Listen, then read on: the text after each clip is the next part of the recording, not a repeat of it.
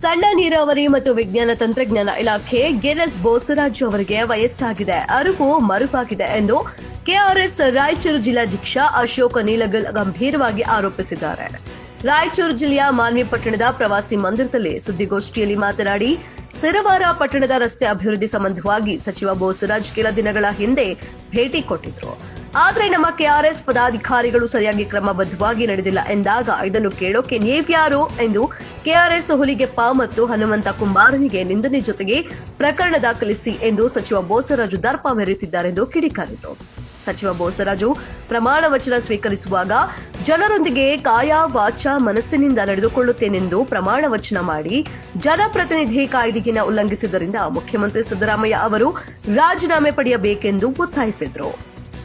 ಹಾಗೆ ಮೊನ್ನೆ ಸಿರವಾರ ಪಟ್ಟಣದಲ್ಲಿ ನಮ್ಮ ಕರ್ನಾಟಕ ರೈತ ಸಂಘದವರ ಮೇಲೆ ಏನು ಅವಶ್ಯಬ್ದ ಮತ್ತು ಅನುಚಿತ ವರ್ತನೆ ಮಾಡಿದಿರತಕ್ಕಂಥ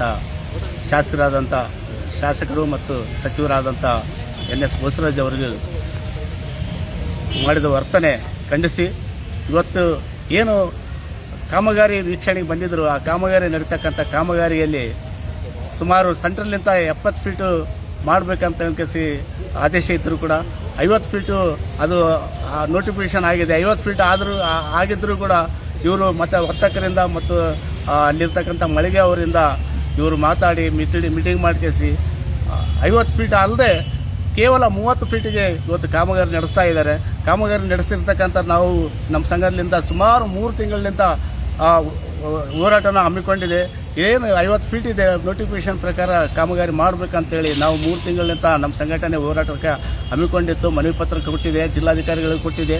ಅದೇ ಪ್ರಕಾರ ಮೊನ್ನೆ ಪಟ್ಟಣಕ್ಕೆ ಬಂದಿರತಕ್ಕಂಥ ಪಟ್ಟಣಕ್ಕೆ ಬಂದಿರತಕ್ಕಂಥ ಬೋಸರಾಜ್ ಅವರಿಗೆ ಕೇಳಿದಂಥ ಪಕ್ಷದಲ್ಲಿ ಅವರು ನೀವು ಅನುಚಿತವಾಗಿ ಮಾತಾಡಿದ್ದಾರೆ, ನೀವು ಹಂಗೆ ಮಾಡ್ತಾರೆ ಹಿಂಗೆ ಮಾಡ್ತಾರೆ ಅಂತ ಹೇಳಿದ್ರಿಂದ ನಾವು ಖಂಡಿಸಿ, ನಾವು ಅಲ್ಲ ನೀವು ಅರಿವು ಮರುವಾಗಿದೆ ನಿಮಗೆ, ಅದರಿಂದ ನೀವು ಅನುಚಿತವಾಗಿ ನೀವು ವರ್ತಿಸಿದಿರಿ, ನೀವು ಅವಚ ಶಬ್ದದಿಂದ ನೀವು ಬೈದಿದ್ದೀರಿ.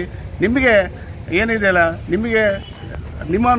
ನಿಮ್ಮ ವರ್ತನೆ ನೋಡಿ ನಮ್ಮ ಸಂಘಟನೆಗಾರಲ್ಲ ಸಾರ್ವಜನಿಕರು ಎಲ್ಲ ಪ್ರತಿಯೊಬ್ಬರು ಕೂಡ ಅಸಹ್ಯ ಪಡ್ಕೊತಿದ್ದಾರೆ. ಎಂಥ ಸಚಿವರಪ್ಪ ಇವರು, ಯಾವ ರೀತಿ ಮಾತಾಡ್ತಾ ಇದ್ದಾರೆ ಅಂತ ಒಂದು ಅನಿಸಿಕೆ ಅಂತ ಇದ್ದಾರೆ.